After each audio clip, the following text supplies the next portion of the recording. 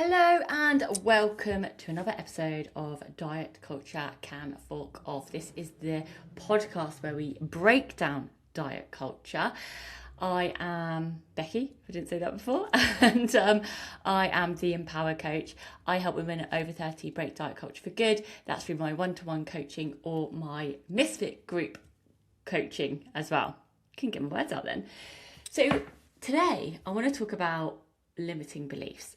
This is a subject that comes up in so many ways and so many forms. I would say daily basis as well with my clients, going through their belief systems and their identities and all this stuff that it all ties in together.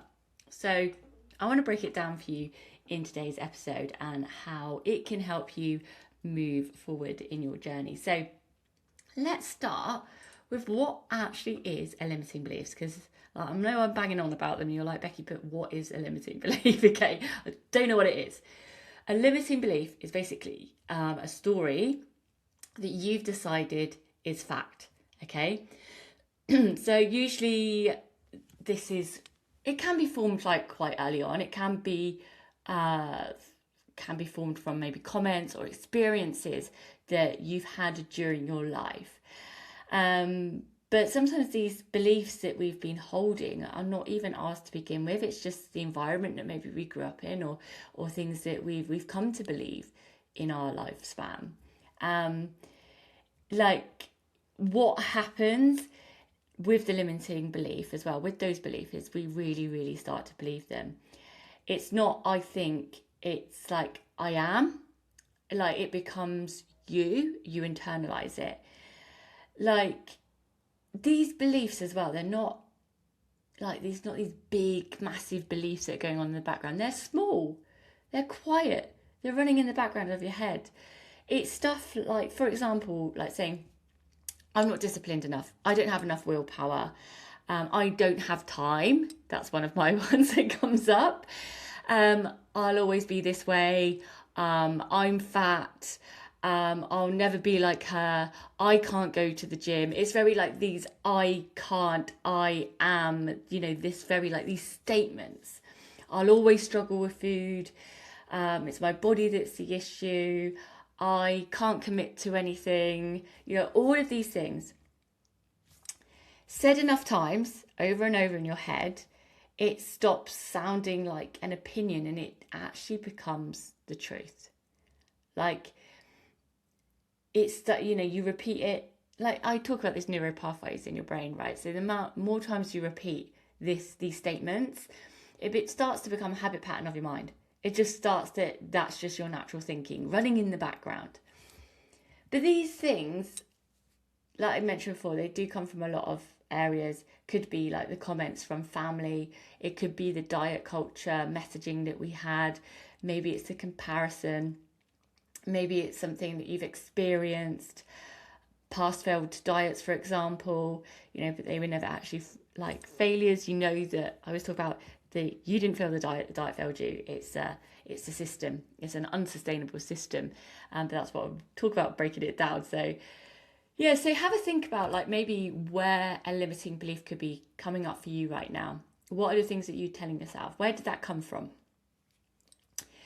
Because what happens, these beliefs start to build a picture of ourselves. It impacts your identity. Yeah. Like it doesn't just stay a thought. It builds into the habits that you do on a day-to-day basis that then links to your identity. So I always say, like, when we have these limiting beliefs as well, like you basically start looking for the evidence. I'm going to explain this a little bit more in a bit actually. But you start creating the evidence for it. So that's why when you're saying these things to yourself, you usually unconsciously start living in those beliefs. So they build on your habits. They become build on your identity, the person that you are. So, I struggle with food becomes like, I am someone who struggles with food. Like, I can't do this. I'm just not someone that's able to do X, Y, Z, whatever it may be. Like you start and then you don't try. Yeah. So these habits Or like, I always struggle with food. So you show the evidence to support that you struggle with food.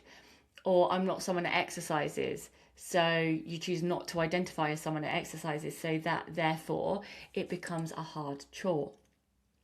Once it's an identity, you start acting ways to prove it right, basically. Not because it's true, because you are not your thoughts, but it's because your brain wants to be consistent with who it thinks you are. And I want you to think about that. So these thoughts, these things that you are telling yourself, that is then linking to your identity, and then your brain is automatically letting you go into certain habits that support that. This is all mindset. This is why I say the mindset side is so important, because it's nothing to do with exercise. It's nothing to do with food. It's this. If you are sitting there right now thinking, I can't do this, I'm never going to change, I'm just broken, or like, I'm always going to be this way, that's the exact mindset that's holding you back from much greater things. And this doesn't even just apply to health and fitness. This applies to all areas of your life. Okay, honestly, I sit here most mornings, give myself like a little pep talk. I am a good coach, because I believe that I am that identity. So I then do the things that make me a good coach, because I believe that I am. I believe that I'm impacting people. I believe, the things that I'm like, this is who I am. Like, I am the person that gets up in the morning and goes to the gym. Like, that is just, something that I identify with. So then it's just something I do. Don't even think about it. Believe me, there was a time that I did. So, and that's what I say to my clients a lot. It's like, we'll get to a point because of this work, because of looking at your limiting beliefs, looking at your identity. That's when these things stop becoming a chore and they become who you are. Okay, so yes, your identity, and it works obviously in the other way, the negative side of not aligning with your goals, because your brain is actively trying to be consistent with who you are trying to tell it is. And that's actually not who you want to be and not who you are. So, okay, what happens, right? Let's talk about this loop. I've just touched on it a bit. So when you believe those beliefs, this is the loop that happens. The belief is there. Then that starts to align with your identity. Then, because you then identify as that belief, your behavior changes to gather the evidence to support that belief. And then the belief gets stronger, because it's like, look, got the evidence now. Told you I couldn't do it. Told you I couldn't stick to anything. Told you I couldn't get up in the morning to exercise. That's what's happening. You stop trying things as well that don't fit this story that you've been telling yourself. So you self-select things before anyone else can reject you, or you self-sabotage because, see, told you I couldn't do it, rather than someone else noticing. Or there's so many ways here as well that this shows up. But the self-sabotage is probably the main thing, which you might not even realise that you're doing, because it becomes subconsciously, it's going on, running in the background. And so this is where things like the all or nothing shows up. I'm all in and then I'm all out, because all that binge restrict cycle as well, that ties in to that kind of that thinking that's I've ruined it now, and you just spiral. That is not a willpower problem. That is an identity problem. It's a limiting belief problem. That's the root. This is why I love diving deep into this. Love diving into this root issue with my clients. And once we start to establish that, that's when you've seen the amazing results that are on my page. It's because of this. And you can absolutely do this too. So the language that we use is so important here. Rather than saying, I might try this, you need to say, I am doing this. I will. Like, it's not interchangeable at all. Like, different levels of commitment in your brain registers differently. When you're saying, I might do this, I'll try, you're already placing doubt or giving yourself a bit of a get out clause before you've even started. But giving yourself the thought, I am doing this, this is what I'm doing, like, you're making that commitment, you're being strong with it, that then lodges in your brain of like, okay, this is who we are today, this is what we're doing today, I've got my plan and I'm doing it. Like, it makes such a big difference. I can't even tell you, like, just those little tweaks on your language. So yeah, when you start placing that doubt, obviously it can be very easy to swing back into that identity that you're trying to leave. It can feel safe, it's a bit non-committal, but that's exactly why things don't change, and it's exactly why you need to look at your language. It's identity language. I am someone who moves my body because I like how it feels. Like, it isn't describing a behaviour, it's rewriting that story that's going on in your head. I am someone that gets up in the morning. I am someone that loves working out in the morning. Like, even if you're not quite there yet, we are rewriting or rewiring the stories that are in your head by this exact language. The language that you use to yourself every single day, that is doing a lot of work. And at the moment, it's working in the opposite direction of where you want it to be. Like, I say this a lot when it comes to like the inner critic work and things like that. Like, nothing that's been learned about this stuff has been learned. Can't get my words out now. What has been learned, there we go, can be unlearned. Okay, so none of this is actually like hardwired for life in our brains. It's been taught to us, and which means it can be untaught. But I'm going to be honest here, because I'd love to give you one trick that solves it all, but that doesn't exist. This is a slow, repetitive, rewiring work method. Like, it's not just switching a flip. One day it will flip and you'll be like, oh, fucking hell, I can't believe that, like, how I'm handling this now, or how much better I feel. It takes every day practicing it, challenging the thought. So I know I've taught this again, I've spoken about this before, but I think it's really important to remember that when we have certain habits and behaviours, like I've been managing, like, God, what's going on with my brain? It's like jumping ahead. So when I talk about things like the inner critic and the habits and the changing, I talk about like how if you've been someone that's been struggling with this for years, that neuro pathway in your brain is really strong. It automatically goes to certain thinking patterns, certain behaviours, because that's what it's been doing for probably decades, years. And when we are challenging these thoughts and creating this new identity, we need to create a new neuro pathway. So I always think about it like in a field, if you've got like, you can see like a well-trodden pathway that's through the field that people have been walking on time and time again. So that is the current neuro pathway. That represents the current neuro pathway, should I say, in your brain. What we want to do is create a new one. So we need to walk in that long grass, the long grass that we can't see, and each time we walk across it, it does get a little bit more visible and stronger. And sooner or later that will become the well-trodden path. And the other one, where the grass has started to grow over it already. But knowing like how many times you might need to walk over that path before it all starts to click, gives you a really good visual representation of like why it's so important to practice it. The worst thing you can do is just stop, because the moment you stop, you're allowing that other neuro pathway to take precedent again, and we don't want that.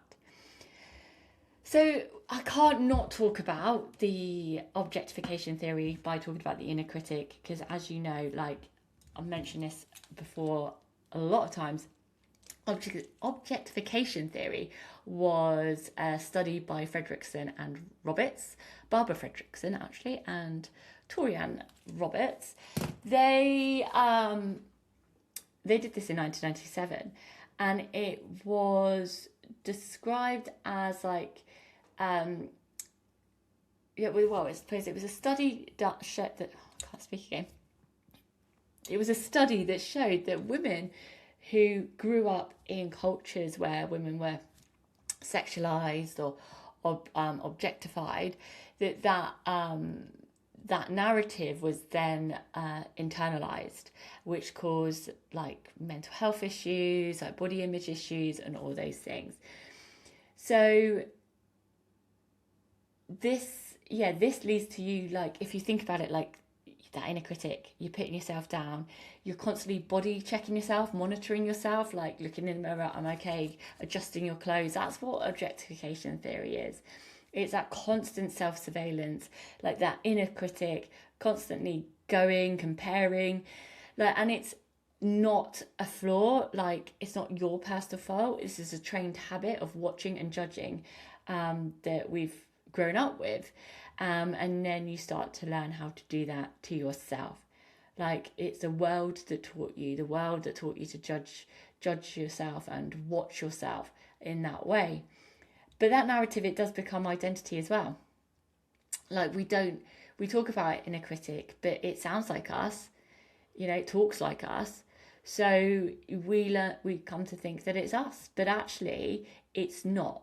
It's it's an outsider voice that you've learned to internalize. So part of this is moving away from disassociating with that voice, and moving away from it and observing it rather than internalizing it. So and obviously that's why this ties into limiting belief, because again, those thoughts become beliefs, so it's all tied in together. So the belief, the identity, the inner critic narrative, it all stacks up to one thing that really keeps people stuck. And that's not a lack of like willpower, motivation. It's not a lack of nutrition knowledge. It's not a lack of like knowing that you have to exercise. It's layers of belief that haven't been clocked as beliefs. Okay, like you may not even realize that these beliefs that you're holding are actually the things that are holding you back. So if this resonated today, if your body like image is really at a sticking point and it's just the mindset side that you're struggling with, I've got a great 7-day course. It's really clear daily tasks, and it's built to really loosen this grip of the inner critic. 7 days of videos and tasks that you then have to practice to make sure that this inner critic goes away. But if you want to go deeper, of course, like through the identity, through the values, through all the stuff that I love going through, the food relationship, the body relationship, you want help with exercise, and like obviously going through that mindset underneath of it all. That's exactly what I do in Empower, and you're exactly the type of person that I love to work with. They're like, this is the layers that we need to work through. It's not just one, it's unpicking it all together. So if that sounds like you have got spots open right now, and I've started getting interest for September already, so follow the link below, check out my website, and you can apply for coaching there, or you can just book directly straight onto a call, because we need to make sure it's a good fit. And take care. I will see you on the next one.